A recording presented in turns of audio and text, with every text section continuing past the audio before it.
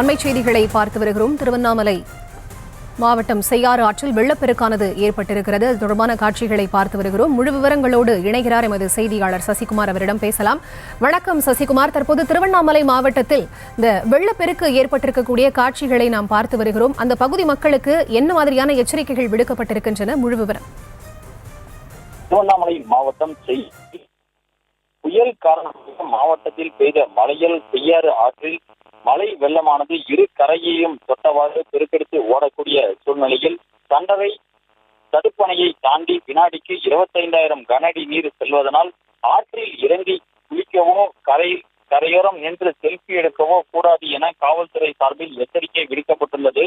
மேலும் பார்த்தோம் என்றால் எவ்வாறு மலை தொடரில் தோன்றி செங்கம், போலூர், ஆரணி, செய்யாறு வழியாக மாவட்டத்தின் முழு நீளத்திற்கும் பாய்ந்துவிடக்கூடிய காஞ்சிபுரம் மாவட்டத்தில் பழைய ஸ்ரீவாரம் பகுதியில் பாலாற்றில் கலக்கும் செய்யாற்றின் மழை வெள்ளம் ஆற்றின் இரு கரைகளையும் தொட்டவாறு செல்லக்கூடிய அந்த நிலையானது ஏற்பட்டிருக்கிறது.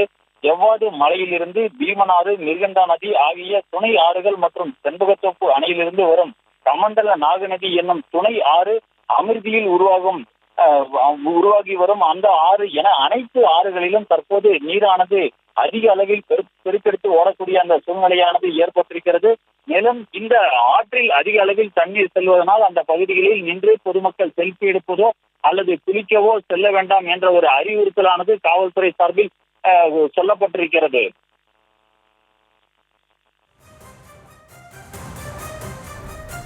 விவரங்களை வழங்கியமைக்கு நன்றி சசிகுமார்.